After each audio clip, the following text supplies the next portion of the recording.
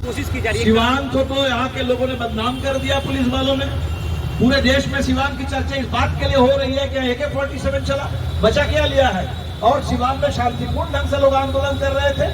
हमारे चंद्रशेखर का सिवान, श्याम नारायण यादव का सिवान, इस देश में जब जब छात्र आंदोलन हुआ है, जब जब इंसाफ के लिए लोगों ने आवाज उठाई है, सिवान एक नंबर पर रहा है। उसमें हर अन्याय के खिलाफ, अत्याचार के खिलाफ, झूठ के खिलाफ लड़ने में। तो सिवान को तो बदनाम करने की कोशिश हुई यहाँ AK-47 चला करके।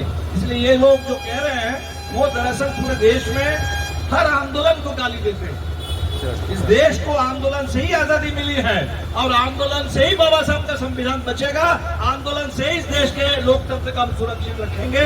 जो लोग आंदोलन से डरते हैं, आंदोलन को बदनाम करते हैं और लाठी और गोली से आंदोलन को दबाने की कोशिश करते हैं, ये दरअसल हिंदुस्तान की आजादी के खिलाफ है और लोकतंत्र के खिलाफ है। उनके कैरेक्टर पे भी सवाल उठाए जा रहे हैं। बिल्कुल हमने कहा इसीलिए कि तमाम खासकर छात्राओं को हमने देखा कि मोदी जी एक तरफ कहते हैं रात 12 बजे आकर के कि मैं माफ कर दे रहा हूं आपसे, तो बल्कि लोग कह रहे हैं कि आप अभी पूरे देश के सामने सबसे पहले माफी मांगी है। आप कौन है माफ करने वाले? अभी और माफ करने की बात करते हैं। और उस समय हम देख रहे हैं कि पूरे इंटरनेट पर, ऑनलाइन में और बाहर भी उन तमाम बच्चों को, उनके माता पिताओं को, उनके परिवारों को निशाना बनाया जा रहा है।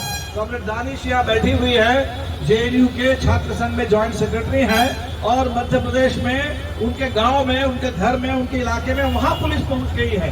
तो जगह जगह ये जो पुलिस और भाजपा की सरकार मिल करके लोगों को डराने, धमकाने, उनको पूरी तरह से प्रताड़ित करने की जो साजिश चल रही है, हमें लगता है कि हिंदुस्तान के सभी लोग देख रहे हैं। और इसलिए ये जो आंदोलन अभी शुरू हुआ है, ये शुरुआत है और जब तक ये दमन चक्र पूरा नहीं होता, खत्म नहीं होता, इस पूरे बिहार में बुलडोजर राज और एनकाउंटर राज पर रोक नहीं लगती, तब तक ये आंदोलन पूरे देश में आगे बढ़ेगा। विधायकों के ऊपर, विधानसभा, संसद के अंदर बाहर, पूरे देश में लोकतंत्र के ऊपर हर रोज हमला हो रहा है। और इसीलिए ये जो आंदोलन जो पेपर लीक के खिलाफ शुरू हुआ, छात्र नौजवानों ने बिल्कुल सही कहा कि हमारे लिए सबसे बड़ा सवाल है कि देश में हर अन्याय के खिलाफ वहां जवाबदेही को देखते हुए तो ये जो दमन हुआ है, ये खासकर दिल्ली में और पूरे देश में ही, तो इसकी जिम्मेदारी सबसे पहले हिंदुस्तान के जो गृह मंत्री है अमित शाह, उनके ऊपर बनती है। और इसीलिए पूरे देश के छात्र नौजवानों ने नारा दिया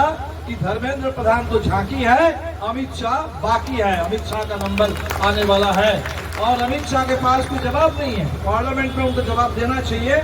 वो पिछले 2 हफ्ते से भागे हुए चल रहे हैं, पार्लियामेंट में नजर नहीं आ रहे हैं। और इसीलिए संसद में भी तमाम विपक्ष के सांसद ये पूछ रहे हैं कि अमित शाह गायब क्यों है।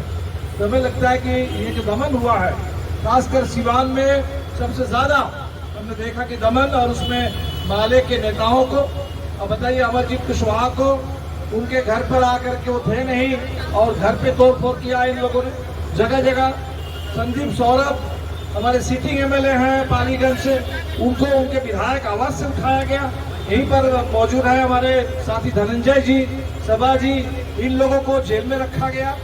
और पूरे बिहार में सैकड़ों की संख्या में लोगों को अरेस्ट किया गया था। ये तो आंदोलन की ताकत है और उसका व्यापक जन समर्थन है कि सरकार को पीछे हटना पड़ा और तमाम केस वापस लेते हुए सबको रिहा करना पड़ा। लेकिन अभी भी जो हमारे पास रिपोर्ट है, पूरे बिहार में रिहाई पूरी नहीं हुई, पूरे बिहार में सारे केसेस अभी वापस नहीं हुए हैं। और जब तक तमाम आंदोलनकारी रिहा नहीं होते, जब तक सारे झूठे मुकदमे, ये दमनात्मक कार्रवाई पर संपूर्ण रोक नहीं लगती, तब तक ये आंदोलन बिल्कुल जारी रहेगा।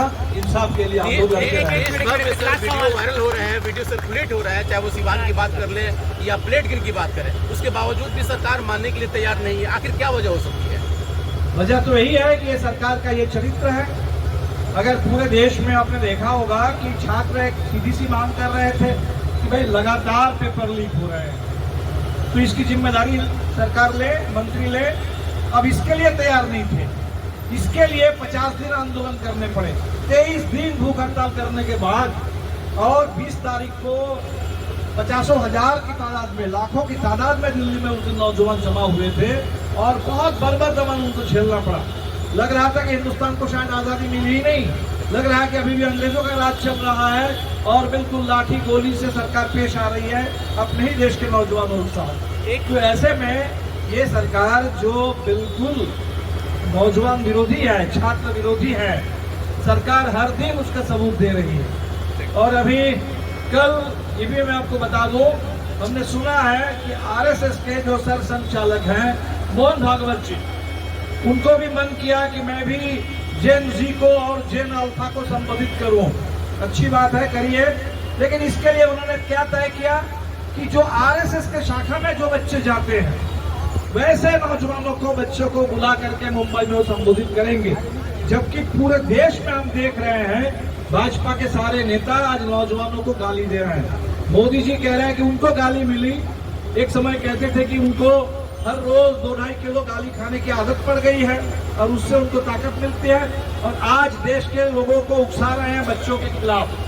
तो इन बच्चों के ऊपर जिस तरीके से उनको गाली मिल रही है, यहाँ भी हमने देखा कि सिर्फ गोली नहीं चली, गाली भी मिली है यहाँ के नौजवानों को। और खासकर देश के इस समय बेटियों को, देश की छात्राओं को, बच्चियों को जिस तरह से उनको प्रताड़ित किया जा रहा है, और पूरे आरएसएस के लोग, बीजेपी के लोग इसमें सबसे ज्यादा पूरे नौजवानों के खिलाफ गाली दे रहे हैं। जो शिक्षा मंत्री अभी इस्तीफा दिया है, उन्होंने कहा था कि ये नौजवान जो है ये आतंकवादी है। जो भाजपा के राष्ट्रीय अध्यक्ष अभी बांकीपुर में जिनकी सीट पर भाजपा चुनाव हारी है, उन्होंने कहा कि ये नौजवान जो है वायरस है।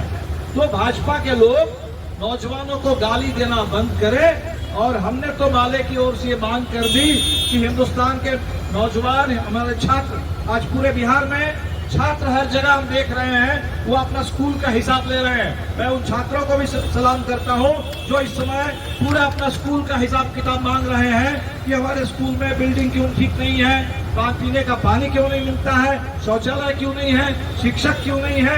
ये जो स्कूली छात्र, क्योंकि हिंदुस्तान में पिछले 10 साल में 94,000 स्कूलों को बंद किया गया, उसका ठीक से आप हिसाब लगाइए तो हर रोज 25 स्कूल कहीं ना कहीं बंद हो रहे हैं। तो शिक्षा के ऊपर जहां सरकार का इतना जबरदस्त हमला है, वहां छात्र नौजवान आगे बढ़े। और हमने इसीलिए कहा कि इस देश में SIR करके लोगों को वोटर लिस्ट से बाहर किया जा रहा है, बल्कि हम तो मांग करेंगे कि वोट देने के लिए जो मिनिमम एज है उसको 18 से घटा करके 16 कर दिया जाए, और 16 साल के ऊपर के तमाम बच्चों को इस देश में वोट डालने का अधिकार इस देश के अंदर मिले। सर, सीवान का जिला प्रशासन और पुलिस का दावा कर रही है कि AK-47 से कोई घायल नहीं हुआ है।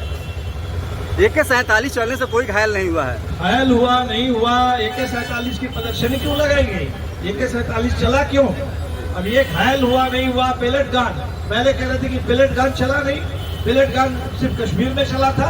हमने तो उस समय भी कहा कश्मीर में भी क्यों चला, और आज वो जो भी कश्मीर में हुआ वो दिल्ली में हो रहा है।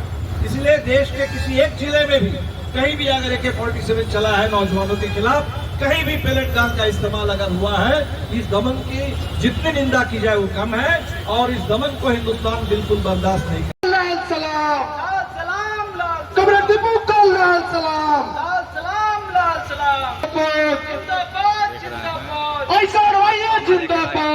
सचिव दीपंकर भट्टाचार्य, पूर्व विधायक अमरजीत कुशवाहा,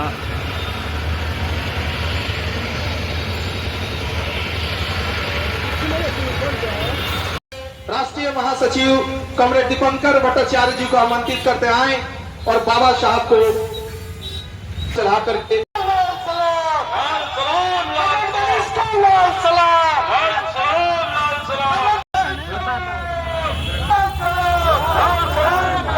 आमंत्रित करते आए,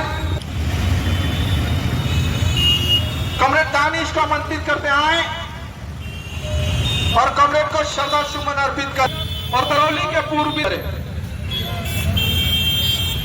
इसके बाद कॉमरेड धनंजय को आमंत्रित करते आए, कॉमरेड को श्रद्धा सुमन अर्पित करें। इसके आगे की नेत्री कॉमरेड शबा अफरीन को आमंत्रित करते आए, कॉमरेड को श्रद्धा सुमन अर्पित। विद्यालय की ज्वाइंट सेक्रेटरी कॉमरेड दानिश लाल सलाम, कॉमरेड दानिश लाल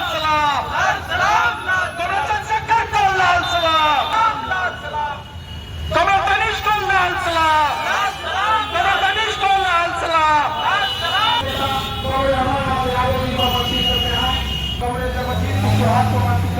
है और